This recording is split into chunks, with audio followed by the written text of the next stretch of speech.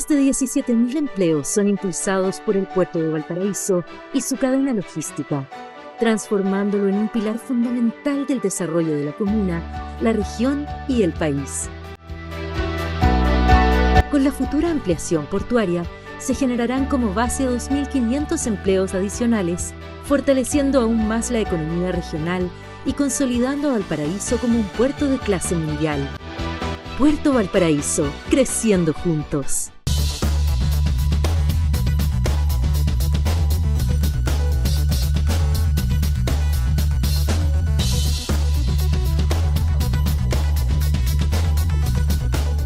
¿Cómo están? Un gusto saludarles. Gracias por ser parte de tu programa Cita Regional, donde tenemos a dos interesantes invitadas y dos interesantes invitados. Claro, tenemos paridad de género en esta edición de Cita Regional para hablar de temas súper importantes desde la perspectiva de opiniones de nuestra región. Yo no me canso de decirlo cada vez que conduzco este programa porque ahí está la importancia, justamente que pueden ser temas a lo mejor nacionales e incluso a veces internacionales, pero la visión regional siempre es importante. Y en primera instancia voy a saludar a Camila Flores, actualmente diputada RN, pero a partir de marzo, ¿no es cierto?, senadora ya electa por dicho partido por nuestra región. ¿Cómo está, Camila? Un gusto saludarla.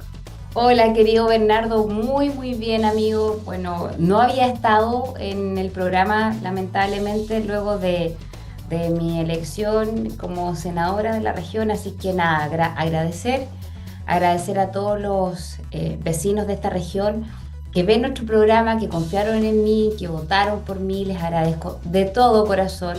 Agradecer, por supuesto, también al canal, a ustedes, a ti, a Rodrigo Oliver, a los chiquillos que trabajan en Quinta Edición, porque nos permite tener estos debates, de llegar, ¿cierto?, con noticias regionales, y agradecerle, por supuesto, a todos los amigos, los panelistas que hicieron posible también, con el margen del respeto, de las diferencias, pero siempre con el respeto y el cariño que nos tenemos los que somos de la región, de poder finalmente lograr esta meta tremenda, y vamos a estar ahí 8 años con la ayuda de Dios en el Senado de la República. Y es lo que buscamos, crear estos puentes de análisis, de reflexión, de discusión, pero siempre con el respeto tan necesario que se ha perdido tanto en el último tiempo en nuestro país.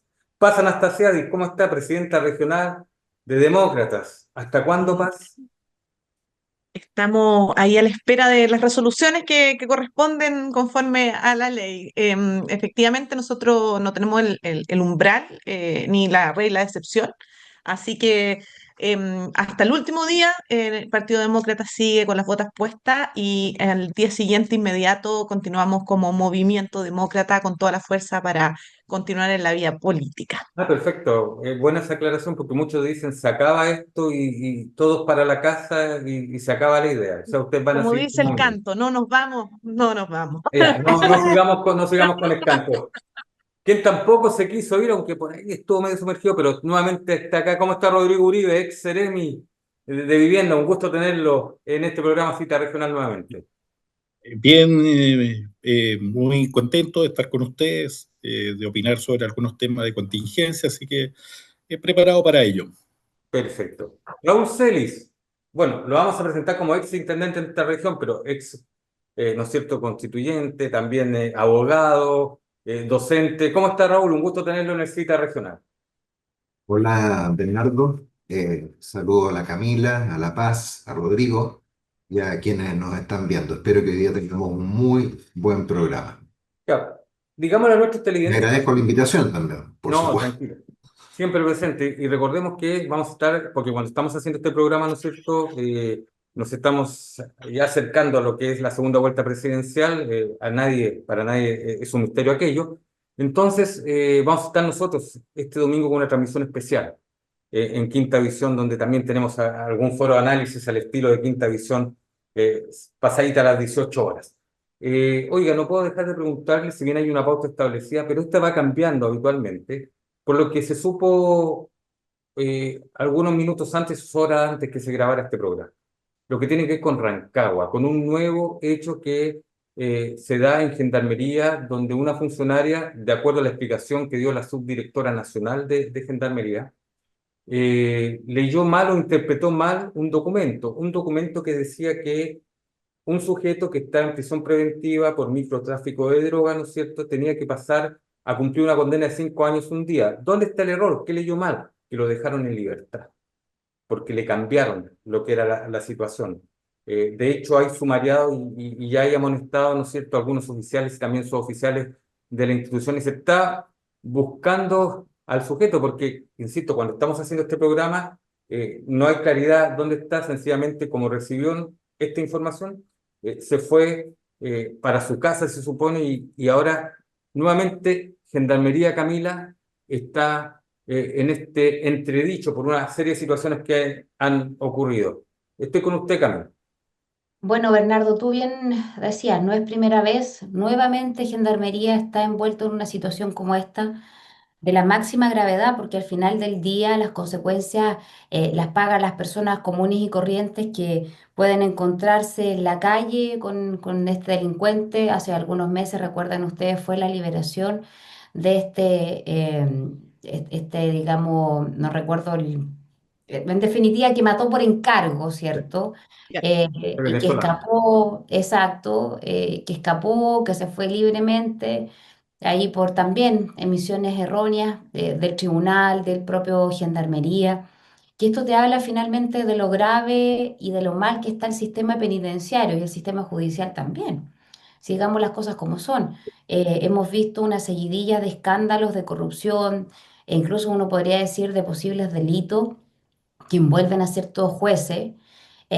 Y además, hoy día, ¿cierto? Esto se profundiza con esta noticia que estamos teniendo, donde no puede ser. O sea, finalmente es Gendarmería los que tienen a cargo la custodia de las personas más, digamos, peligrosas de nuestra sociedad, de las que requerimos que estén dentro de las cárceles y no libremente. Acá obviamente, Bernardo, yo siempre he dicho, y creo que no me voy a cansar de decirlo, el día que nosotros hagamos una estructura, un cambio estructural en Gendarmería, partiendo primero porque deje de depender del Ministerio de Justicia, pase a depender hoy día, por ejemplo, de lo que es el Ministerio de Seguridad, lo que implicaría, por cierto, que se terminarían con los sindicatos, que yo creo que es una de las cosas que más dañan a la institución de Gendarmería, tener sindicatos, imagínate, personas uniformadas que portan armas y que además tienen derecho a sindicarse. O sea, es una cosa realmente impensado en un país que quiere ser desarrollado. Yo creo que eso, y obviamente otro cambio que yo creo que es fundamental es separar abiertamente lo que tiene que ver con el sistema penitenciario propiamente tal, el carcelario de custodia, y otro que tiene que ver con ir por un carril muy distinto desde mi punto de vista a lo que tiene que ver con la reinserción y el trabajo. Yo creo que los delincuentes tienen que trabajar y eso se tiene que implementar en una fórmula distinta a lo que se ha hecho hasta ahora, porque no en nuestro país, lamentablemente, la reinserción ya sea, digamos, de la sociedad misma y desde el punto de vista laboral, no ha funcionado.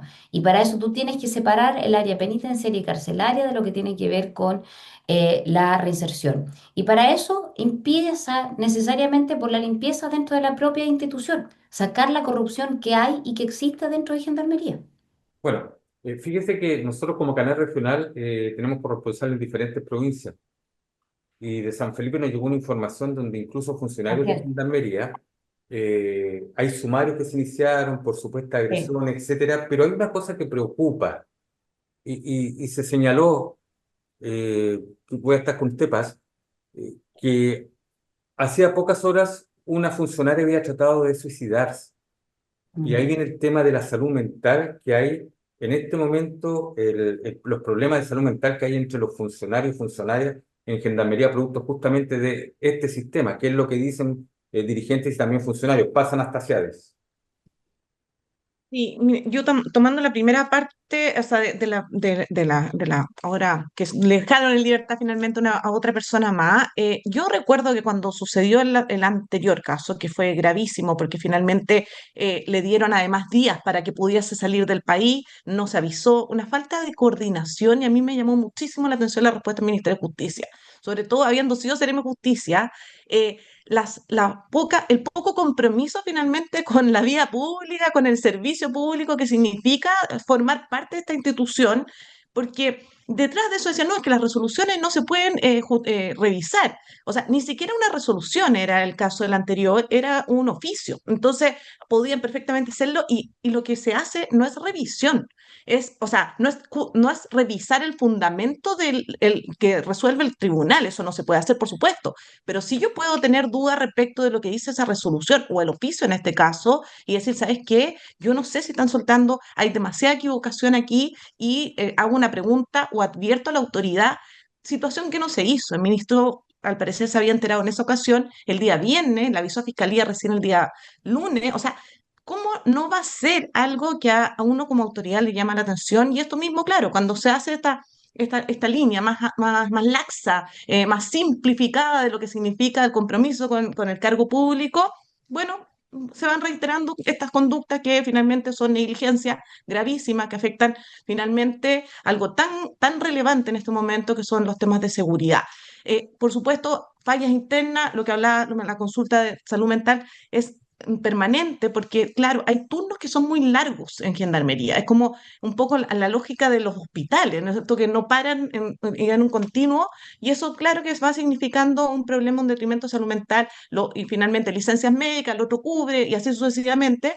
Entonces, y eso normalmente va a la autoridad, va viendo cómo reorganiza el sistema, pero ahí es una falta ya es interno, es de personal, en el fondo, cómo yo colaboro en eso. Pero a mí lo más grave como objetivo de gendarmería es que no se esté finalmente cuidando a la sociedad frente a condiciones tan complejas que es liberar las mismas personas que los tribunales están dejando privados de libertad. Así Rodrigo que Uribe. otra vez yo creo que tienen que dar respuesta. Perfecto, Rodrigo Uribe. Eh, Mira, yo creo que tiene que ver con un tema estructural que tiene Gendarmería, que ya es reiterativo en el sistema. Este tipo de errores hablan de una institución muy anquilosada, que está con problemas hace rato, no es un problema ni de este gobierno ni del anterior. Es cosa de ver la cantidad de cárceles que tenemos. Eh, Probablemente se recordarán ustedes, Raúl, Camila, en fin, que aquí se trató de hacer, por ejemplo, una cárcel en la región y que finalmente no prosperó. Pero lo que necesitamos también es mejor infraestructura, por un lado, que es una discusión que hay que darla a nivel nacional y a nivel de la región, donde queremos localizar una nueva cárcel para la región. Y por el otro lado también cómo pensamos nuevamente el sistema de gendarmería, el cuidado de presos y de distintos niveles de peligrosidad que tienen los presos, cómo los tratamos. Debiera ser también parte de la discusión. O sea, yo creo que sin duda que el tema fundamental es poder que estos aporten a la sociedad. De hecho, habían talleres, yo me acuerdo talleres en la cárcel de Valparaíso que desaparecieron, y se ocupaba el tiempo libre de los reos en distintos trabajos. Entonces, creo que también ahí hay que hacer una discusión más de fondo y ver efectivamente dónde localizamos a los nuevas cárceles y por el otro lado cómo modernizamos y profesionalizamos de una vez por todas a Gendarmería. En general los gendarmes, sin menospreciar a nadie, pero terminan siendo las personas que no quedan en la otra rama de las Fuerzas Armadas. Entonces, uno va mirando que los gendarmes son en general, ¿no? Yo creo que son profesionales, tratan de hacer bien su pega, pero finalmente el nivel de estudio que tienen, el nivel de capacitación es bien precario. Entonces creo que hay que hacer una discusión bien de fondo, particularmente en Gendarmería y en el sistema carcelario chileno. Sin duda. Raúl Celis, antes de ir con su opinión y su análisis, también hay que considerar algo, que la población penal de hace 5 años es totalmente diferente a la realidad de la población penal que tenemos hoy con esto del aumento del crimen organizado y de bandas que llegaron también con integrantes desde el extranjero. Raúl Celis. Sí, a mí más que irme por la población penal o el aumento de la población penal, yo quiero concentrarme en la supuesta mala interpretación que habría en este caso. Claro. Yo entiendo que en lo pertinente, lo que decía la orden era, deja de estar en condición de prisión preventiva y se ordena la condición de condenado. ¿Cómo Eso. uno puede interpretar que eso implica la libertad de la persona que está condenada, y en este caso más encima por microtráfico de droga? Eh, Obviamente yo me puedo equivocar, es cierto que estoy prejuzgando, pero me cuesta creer que aquí haya habido un error de interpretación. Creo que aquí derechamente lo que hay es una demostración más de corrupción de nuestras instituciones.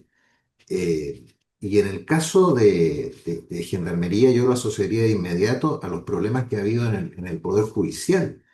Eh, Han habido irregularidades, investigación de irregularidades en materia de nombramientos, en materia de integración de salas, en materia de fallos que se han dictado supuestamente influenciados por plata o pago a cambio, casos de cohecho. Creo que institucionalmente nosotros estamos, Chile hoy día está en un mal momento y que urgentemente se requiere recuperar eh, a nuestras instituciones. Se requiere una guía, por decirlo de alguna manera, de las autoridades con mucho mayor dureza, con mucha mayor claridad. Yo recuerdo en la Convención Constitucional, por ejemplo, que no fueron capaces de poner, de llamar por su nombre a carabineros y a las fuerzas de orden y de seguridad. Eliminaron el capítulo de partida y enseguida no se le llamó de orden, o sea, no se le llamó carabineros ni policía de investigación.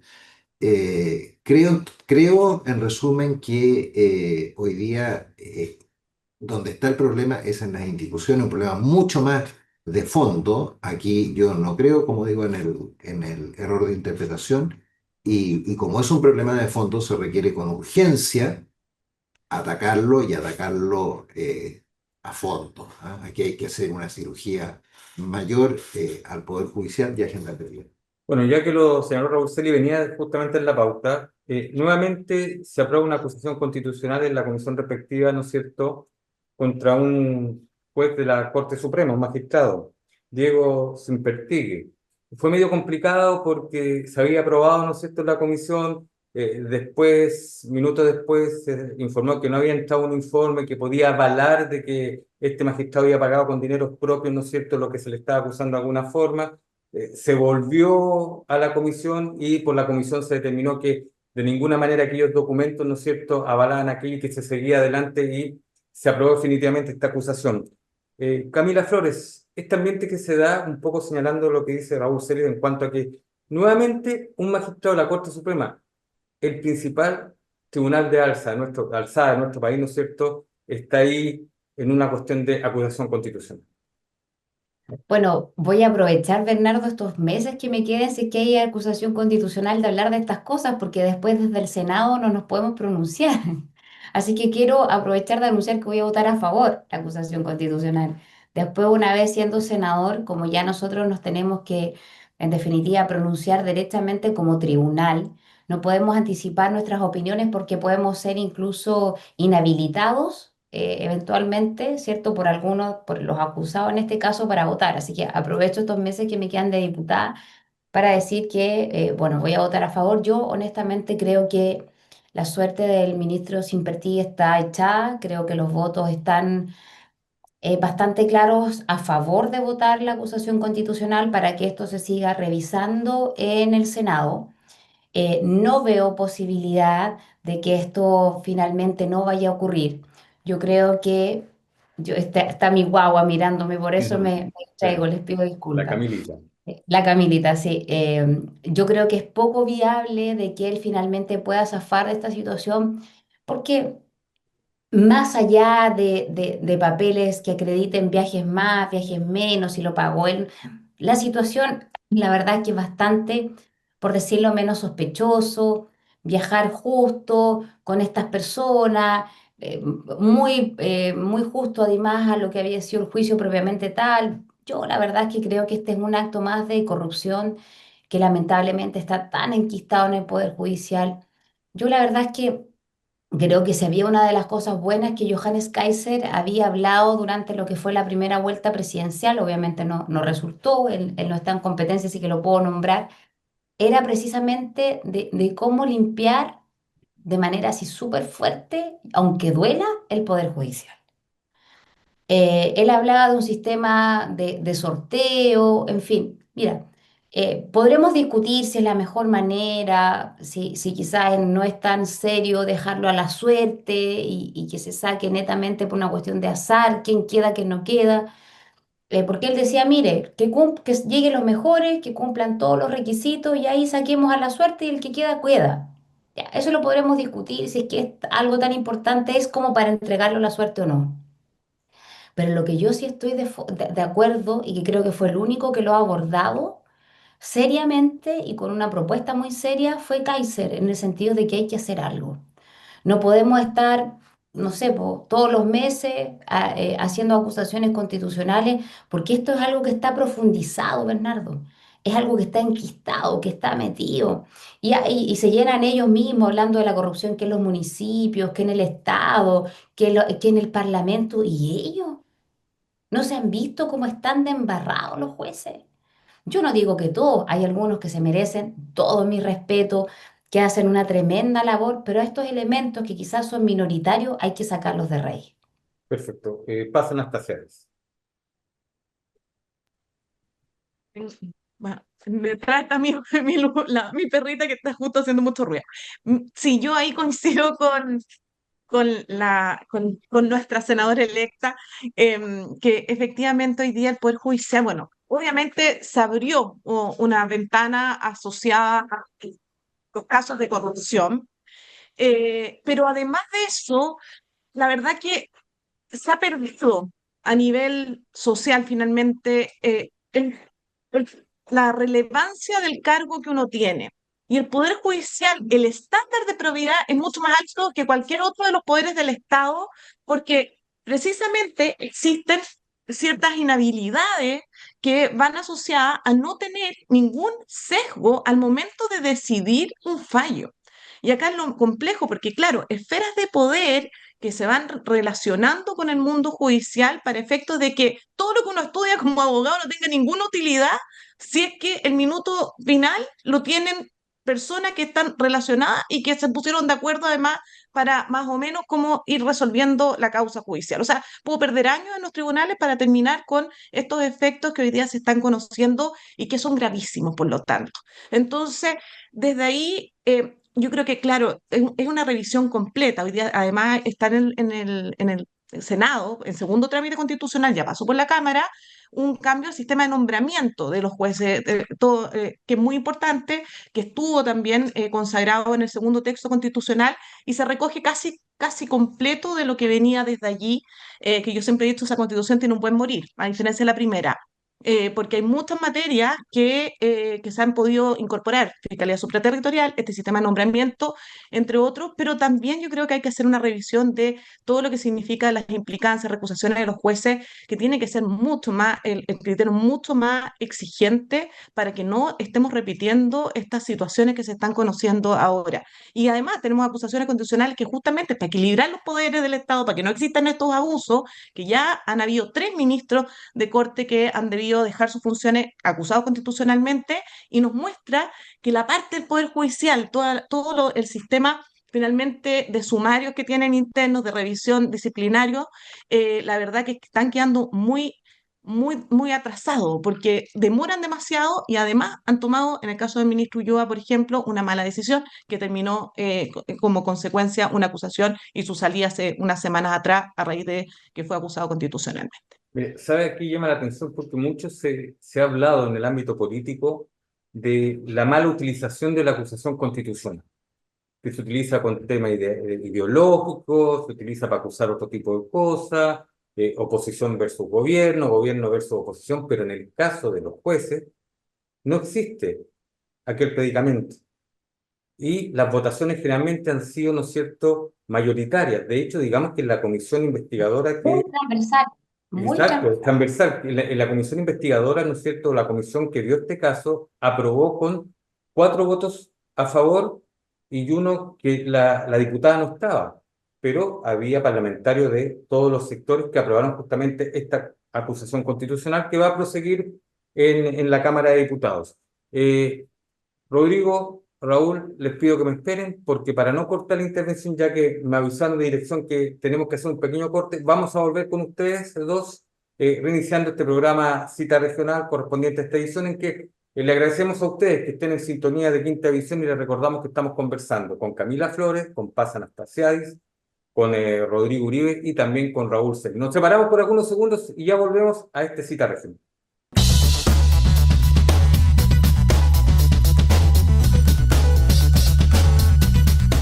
Bien, y retornamos entonces a este programa Cita Regional. Le recordamos que estamos conversando con Camila Flores, Paz Anastasiadis, Rodrigo Uribe y Raúl Celis. Y a ustedes le agradecemos por estar junto a nosotros. Quedamos con el tema de esta acusación constitucional contra un nuevo Supremo, ¿no es cierto?, miembro de la Corte Suprema de Justicia, Diego Simpertini. Rodrigo Uribe, esta situación que se está dando, donde ya lo decíamos al final del primer bloque, se ha hecho habitual y donde es transversal, tanto en el Parlamento como ya también en la opinión de la comunidad en general. Así es. Aquí hay un Sí. tema derecho de corrupción. Estoy con usted, Rodrigo. Sí, mira, lo lamentable es que ya se ha hecho común y ya no nos sorprende, lo cual ya es preocupante. Y lo que ha pasado también en el Poder Judicial pasa en otras instituciones. Así que yo siento que además hay un tema más transversal en otras instituciones, municipios, en fin, y que uno vea constantemente situaciones bien complejas. Entonces, creo que estamos con una situación global de distintas instituciones del Estado que nos están dando el ancho. La modificación de los nombramientos en un nuevo sistema, sin duda que debiera ayudar a velar por una transparencia y porque los jueces además tengan ciertas conductas que uno espera. Y también de todo el resto de la autoridad a nivel nacional, no tan solo de los jueces. Es lamentable porque es una institución que tenía una alta valoración por la ciudadanía, pero que hoy día se ha visto reflejada con situaciones como las que hemos visto, donde a partir de ciertas investigaciones se abrió una caja de Pandora que no ha parado y que probablemente va a seguir, y vamos a conocer más situaciones bien complejas de jueces, de magistrados y de otras autoridades seguramente. Entonces, yo siento que en particular el nombramiento particular de los jueces debiera ser modificado como lo que se está estudiando. Hay un proceso, hay una academia que implica todo un proceso de formación de los jueces, pero parece que no tan solo basta ese proceso, sino que se requieren mayores modificaciones. Y por el otro lado, habría que pensar también en el resto de las instituciones. Yo creo que hay una reforma global que debiéramos pensar en el Estado en todas las ramas, para modernizar por un lado, dotar de mayor transparencia y también con ciertos roles de la ciudadanía que implican mayor fiscalización y, por cierto, también de las instituciones como el Parlamento y otras instituciones que son re importantes en temas de poder colocar ciertos límites a la autoridad. Raúl Celis. Respecto de un supuesto mal uso de la acusación constitucional, yo respondería: quien su derecho ejerce, a nadie ofende. Está contemplado en la Constitución, cae dentro de la causal de competencia que tiene la Cámara de Diputados. Por lo tanto, la acusación de los ministros a mí me parece que no tiene nada de malo, No, dadas las Raúl, circunstancias. perdón, para aclarar, yo hacía alusión considerando que en este caso en No, sí te particular, entendí, sí te entendí. eran los Pero otros yo, casos cuando hay cuestiones políticas entre por medio. no, sí, yo lo entendí. Lo que pasa es que hay gente que dice: no, es que cómo aprovechan de hacer esto con los judiciales. No, está establecido en la Constitución, por eso que quien su derecho ejerce, a nadie ofende. Normalmente se clasifican los poderes del Estado entre el ejecutivo, el legislativo, el judicial. Yo siempre digo respecto de esto: el ejecutivo, si a la gente no le gusta, ¿qué hace? Vota por otro. Y chao, esencialmente transitorio. En el caso del legislativo, no le gusta un parlamentario, vote por otro, chao. En el caso del judicial, prácticamente son inamovibles. Y ahí hay un problema no solamente de nombramiento, sino que especialmente de salida, porque uno empieza como a tener un derecho adquirido por el resto de su vida como juez o como funcionario del Poder Judicial. Leía, por ejemplo, un dato entregado por el propio Poder Judicial respecto de jueces que viajaron al extranjero, salieron del país, estando con licencia médica. Pues Rutia. Sí, esto es 84. Bueno, Y tenía más de una salida, la otra se la justificaron porque fue a un congreso, estando con licencia médica, que igual es contradictorio. ¿Qué hacemos con esos 84? ¿Una amonestación por escrito? ¿Eh? Un estudio serio, a lo menos debería, no sé, echar la mitad por lo bajo. ¿Qué ha pasado con con la jueza hija de Muñoz, que trabajaba a distancia desde Italia? Eso se ha tolerado.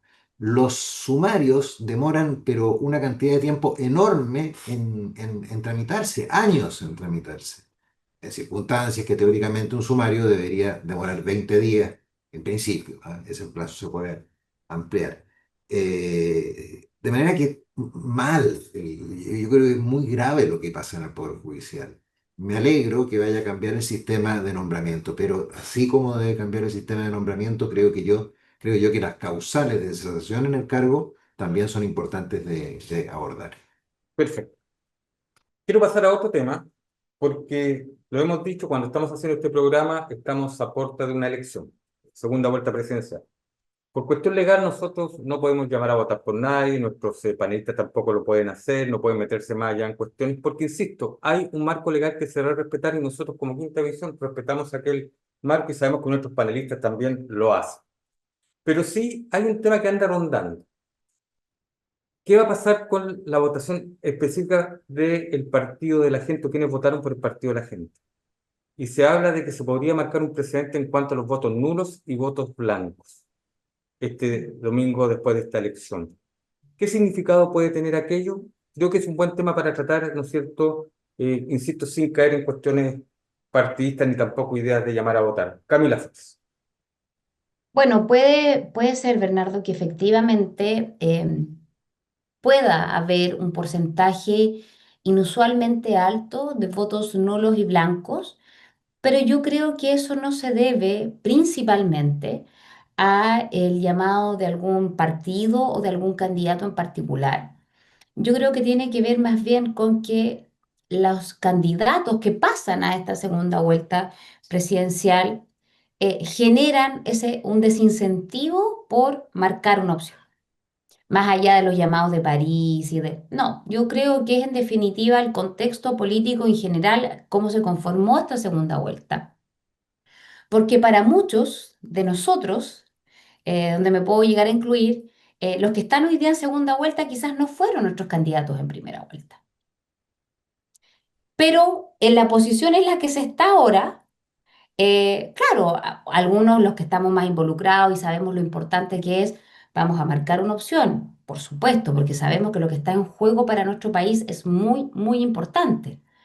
Pero hay otras personas que puede que no les parezca así, porque su candidato o candidata no pasó a esta segunda vuelta. Ahora, el partido de la gente, el PDG en general, yo conozco a algunos de los diputados que salieron electos. Te diré, Bernardo, personalmente que conozco a cuatro o cinco, y la verdad es que yo me atrevería que cinco o seis de ellos son de una línea bastante marcada de derecha. Te lo digo así sin más. Aventurando futuras votaciones, te hablo yo, ¿cierto?, en el periodo parlamentario 2026 porque los conozco personalmente, porque con algunos me toca estar en foros de debate, estamos sentados en el mismo lado, defendemos las mismas ideas, por lo tanto, por lo pronto, a los dos candidatos, a los dos diputados electos de esta región del PDG, a Juan Marcelo Valenzuela y a Javier Olivares, yo los conozco mucho y en ningún caso yo te diría que son de izquierda. No, tienen unas ideas que son marcadamente de derecha o de centro derecha. Por lo tanto, como ellos, así otros más. Yo creo que ahí no sé si va a haber una unificación de bancada a la hora de votar, pero sí, yo creo que hay algunos, como estos dos personas quienes conozco y que te acabo de mencionar, que estoy segura que van a privilegiar el interés nacional del país por sobre el proyecto particular político del PDG o de Franco Parisi. Perfecto. Hay que considerar una cuestión que es importante porque todavía hay gente que se pregunta, ¿el votar nulo y blanco no favorece a ninguno de los dos candidatos? En este caso en la papeleta. Yo creo que eso hay que dejarlo súper claro porque con este tema de que nos falta educación en nuestro país, cívica, mucha educación cívica todavía, y la verdad es que algunos confunden y llaman incluso a anular o a votar en blanco, dando la idea de que va a favorecer a una u otra opción. No, no es así, para nada. Se contabilizan, claro que se contabilizan. Puede ser importante el número, porcentaje, claro que puede ser importante porque puede marcar un precedente también y puede expresar también una idea, ojo, eso también puede expresar un poco lo que decía Camila, pero no favorecen a ninguno de los dos candidatos. Pasan hasta Seales.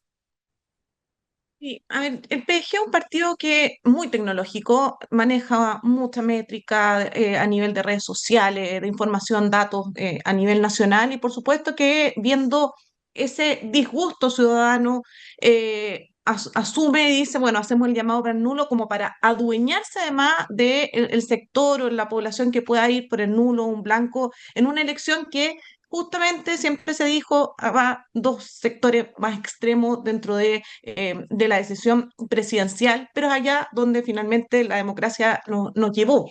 Entonces, la verdad que hacerse dueño de votos, eso políticamente todos sabemos que nadie es dueño de los votos. Entonces, es una posición para ganar, es una posición en el fondo buscando un objetivo en estas elecciones, para no quedar en el fondo fuera, ya que está fuera. Entonces, la verdad que es lamentable. A mí lo primero que me hizo fue resonar. Yo dije, yo no quiero que se adueñe de un voto que pueda tener yo, así que quizás tengo que marcar una preferencia mejor. Entonces, la verdad que ante eso creo que va muy en la lógica de lo que es el PDG, que es un partido con mucho populismo, poco discurso que uno pueda saber de qué se trata el partido de la gente, la verdad, más allá de los muy buenos discursos, muy buen marketing político, pero detrás del contenido, la verdad, que no se conoce y solamente percibe y va variando un poco su posición de acuerdo a cómo se percibe Chile en la estadística a nivel de inteligencia artificial, simplemente.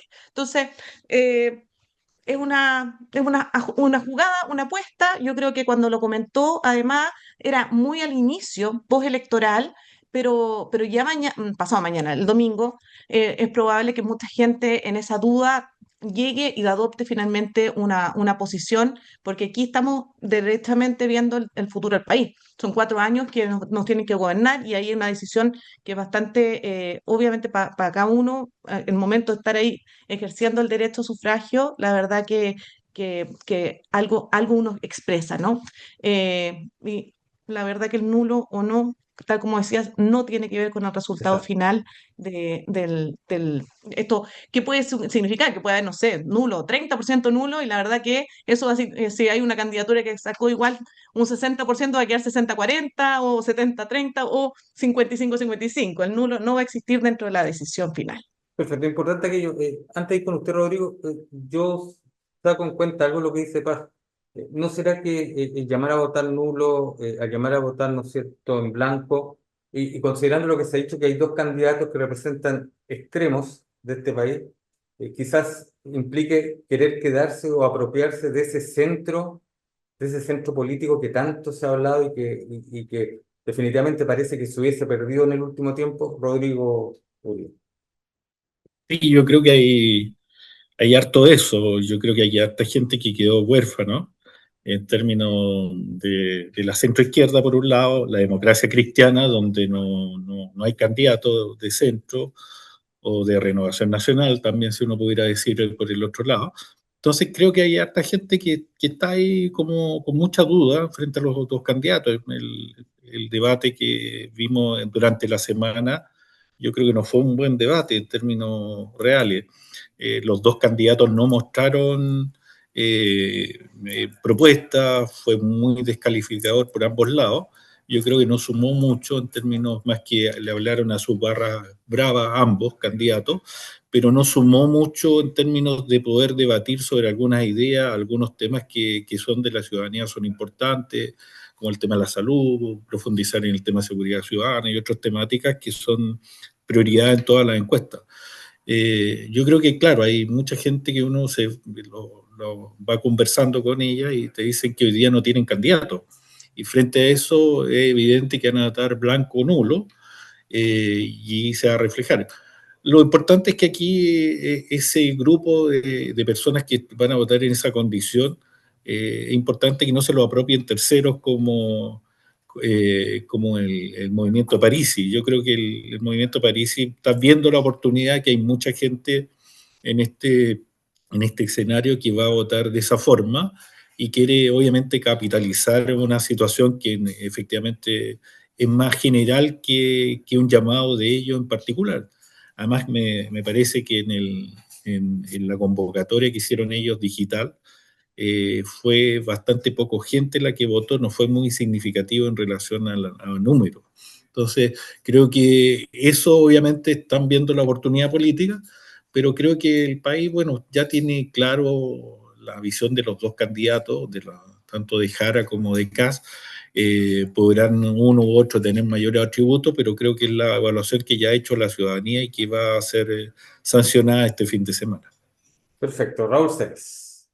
Sí, a mí me parece indudablemente, Bernardo, que aquí hay una maniobra estratégica de Franco Parisi, porque hay un elemento esencial diferenciador en esta elección presidencial respecto de las anteriores, porque en la anterior van a decir que en la segunda vuelta hubo una abstención de 1,7, no sé, un 2%, y en esta va a ser mucho mayor, claro, pero la elección al presidencial anterior era con voto voluntario y esta es con voto obligatorio.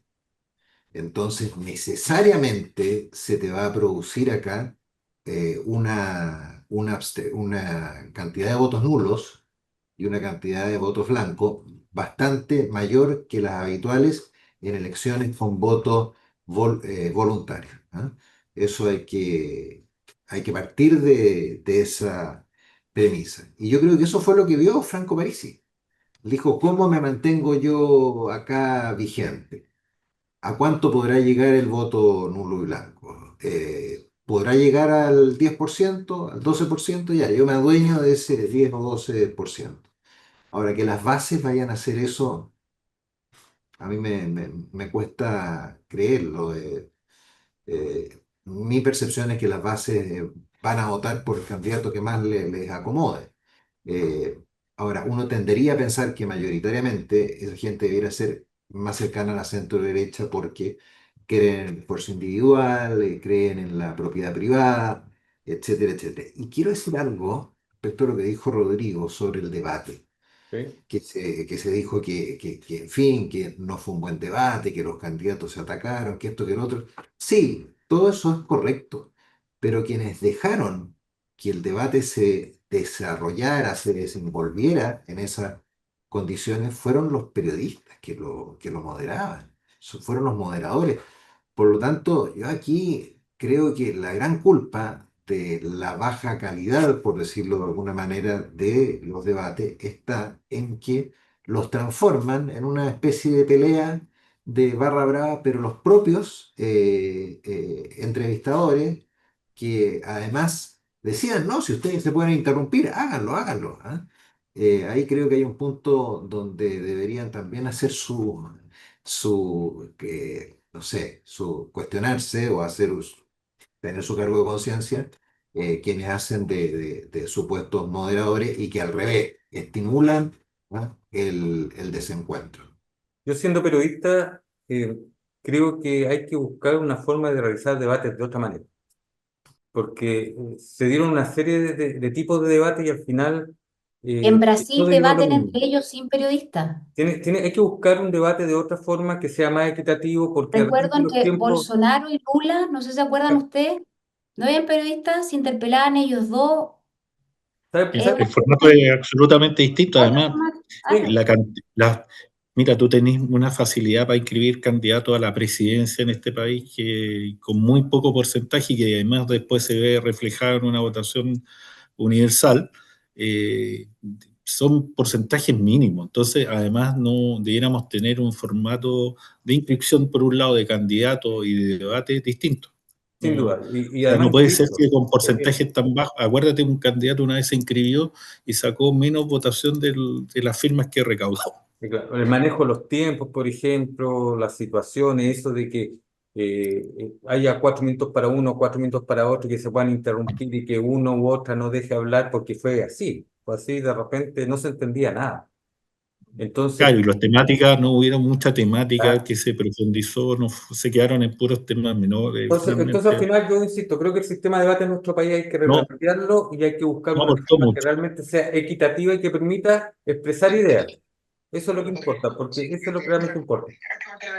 Bueno, oiga, nos deben quedar unos 6 minutitos más o menos para terminar este programa y lo vamos a hacer como lo hacíamos habitualmente. Tenemos a nuestro otro amigo acá, así que les pido que se ciñan al tiempo a nuestras panelistas, a nuestros panelistas con un tema final que quieran proponer, porque sin duda también es bueno de que ellos libremente se dirijan a quienes son ustedes, nuestros televidentes, que merecen todo nuestro respeto y nuestro cariño también. Parto con usted esta última ronda, Camila Flores. Mira, relevar un tema, porque vamos a tener tiempo para eso, Bernardo, de los temas que nos importan, regionales. No quiero, no quiero, no quiero pasar la contingencia para decirle a la gente, vaya y vote tranquilo el domingo, con tranquilidad.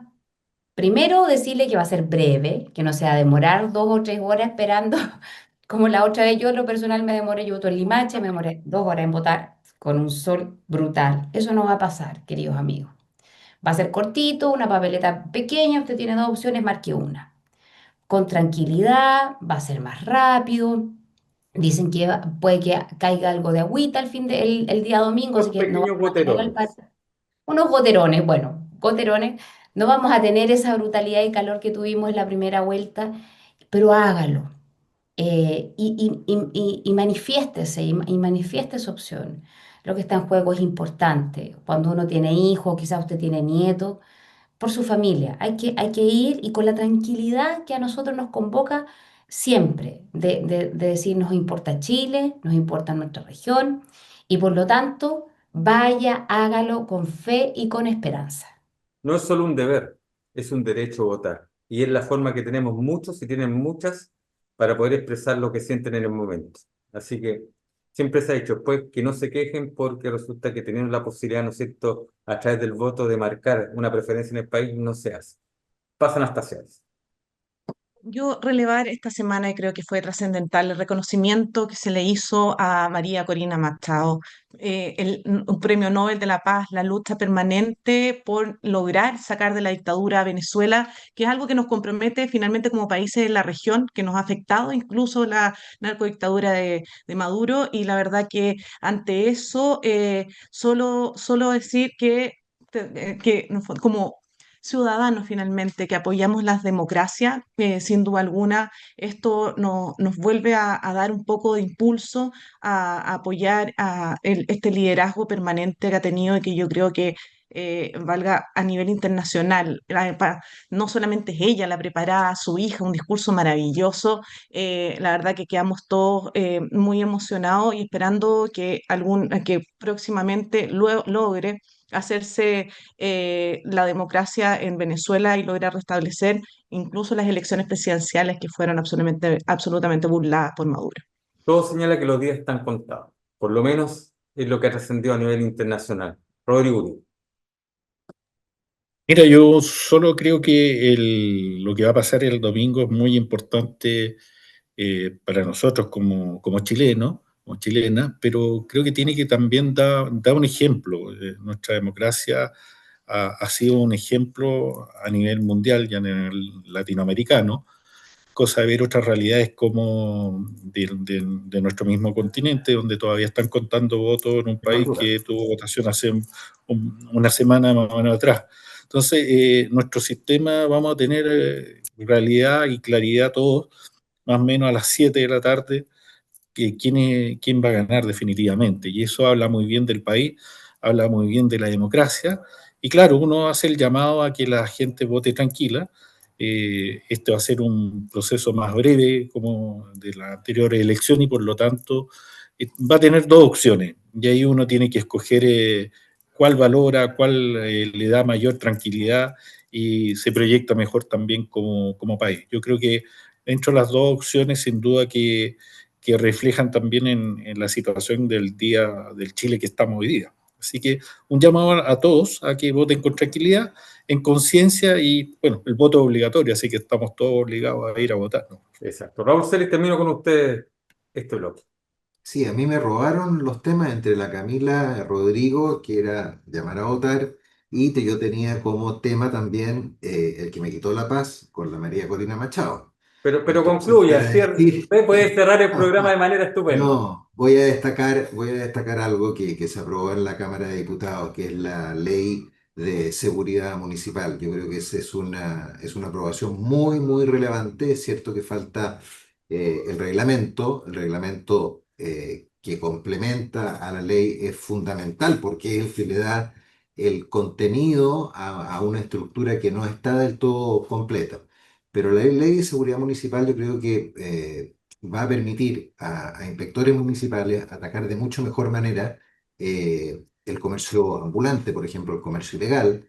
Van a disponer ellos de suficientes herramientas para combatirlo. Dentro de las alternativas está el uso de gas pimienta, de pistolas Pistolas Texas. Taser. No se dice así, ¿ah? Le ponen un nombre distinto. eh, Elementos de pulsación eléctrica, así le ponen en el proyecto de ley. Pero bueno, creo que es un muy Porque buen Taser es primer una paso. marca. ¿Ah? Porque Ah, Taser es una marca. ya, Esa es la ok. diferencia. Es una marca Pero, dentro de muchas que prestan ese servicio. pero yo creo que es el comienzo, de un muy buen auspicio para el futuro en materia de seguridad, de aumentarle las atribuciones en materia de seguridad a los municipios. Bien. Ha sido un gusto conversar con usted, Camila Flores, senadora electa de RN, diputada hasta marzo, ¿no es cierto?, hasta que suma en la Cámara Alta. Paz Anastasiadis, presidenta regional de Demócratas, que hoy es partido, pero ya nos dijo que una vez que se disuelve oficialmente por no haber alcanzado la cantidad de diputados que estima la ley, van a seguir siendo movimientos y probablemente en una de esas Paz vuelven a intentarlo como partido también en un futuro próximo. También Rodrigo Uribe, ex Seremi de la Vivienda, un gusto haber estado con usted. Y Raúl Celis, abogado, ex intendente regional, también muchas gracias por ser parte de este programa. Que tengan un muy buen fin de semana y una linda semana en lo que vienen junto a sus familias, a los cuatro. Y a ustedes también muchas gracias por ser parte de este programa Cita Regional. Recuerden, este domingo vamos a estar al estilo Quinta Visión acompañándoles con las elecciones, ¿no es cierto?, segunda vuelta presidencial. Que esté muy bien usted y su familia.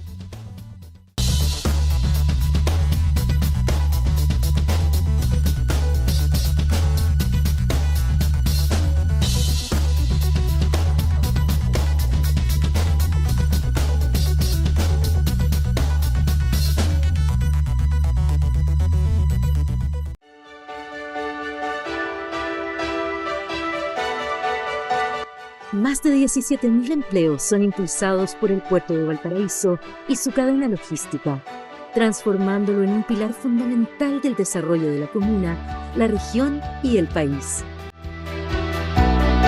Con la futura ampliación portuaria, se generarán como base 2.500 empleos adicionales, fortaleciendo aún más la economía regional y consolidando a Valparaíso como un puerto de clase mundial. Puerto Valparaíso, creciendo juntos.